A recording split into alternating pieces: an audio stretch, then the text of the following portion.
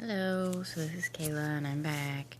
I'm going to address a question or so, I guess, that we often have when we have infertility and miscarriages.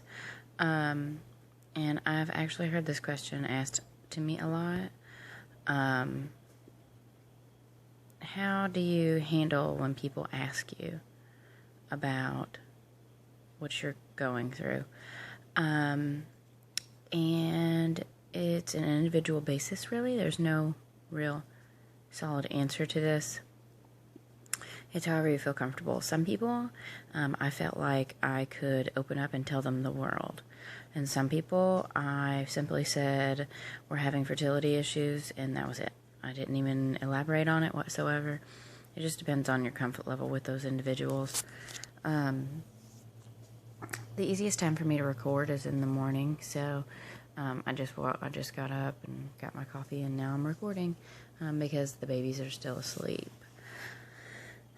But this video is addressing different perspectives on what you would like to say. So you could say that you and your husband are trying to have a baby, or a significant other for that matter, and you're having difficulty.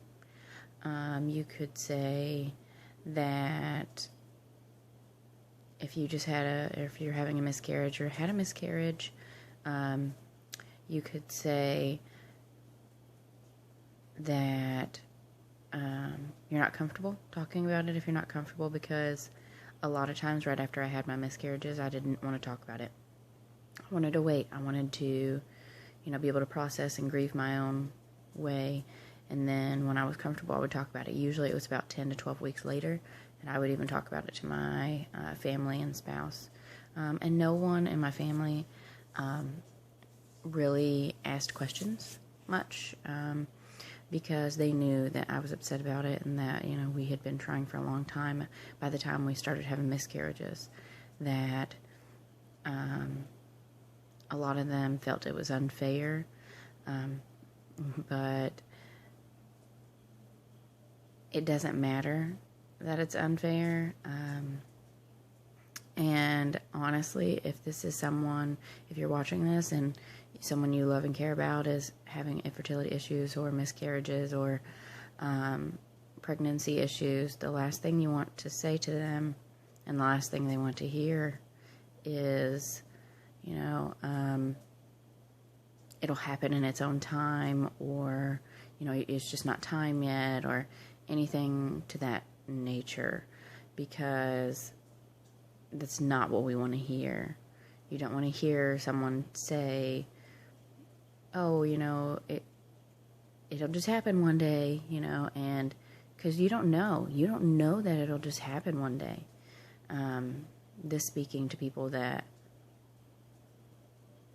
care about someone that's going through this. From the heart's perspective, it's not something you can just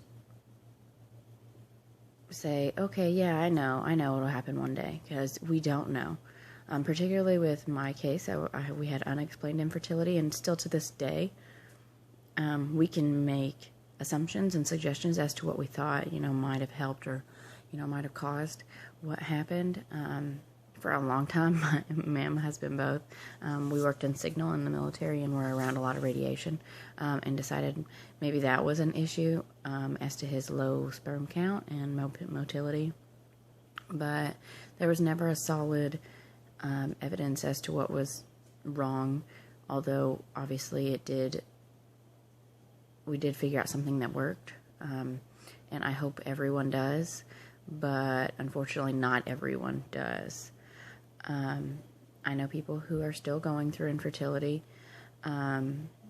process, that have been going through it for years. I actually don't know personally anyone who went through it as long as me and my husband did, but I'm sure there are people who are still going through it that probably started when we did. And that was 10, 11 years ago now, almost 11 years ago. So it's hard to wrap your head around someone saying it'll happen in its own time. And I know that several times I bit people's heads off.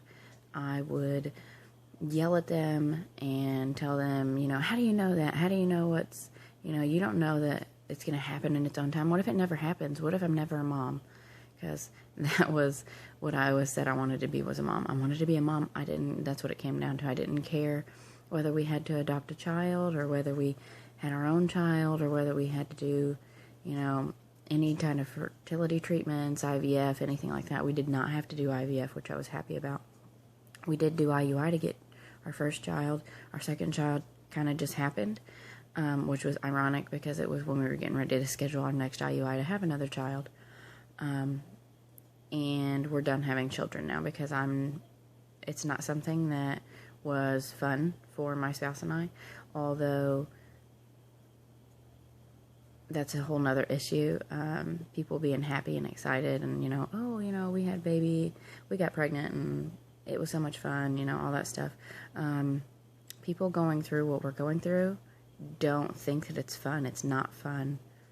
And that's part of the drawback to going the infertility route and trying different things versus, adopting a baby. Adopting a baby can be fun. Obviously there's a lot of paperwork and stuff to do, but then you get to do interviews with families and things of that nature. And if you're willing to adopt an older child, you can actually look at pictures and stuff of children and, kind of decide what or who would fit with you and, what you're wanting out of that situation. So whether you are watching this video to support someone, just be supportive. Just love and care for them and, let them know that you're always there and that you understand that they're having a hard time. But don't tell them that it's going to happen in time. Don't tell them it's not their time yet, and don't tell them that, everything is going to be okay and everything happens for a reason, because although everything is going to be okay, and I believe everything happens for a reason, that's not what they want to hear. And honestly, there's not much you can say that is going to be something they want to hear. But this is the end of this video. I'm going to try and do another video before the babies wake up on another issue. Alright, thank you.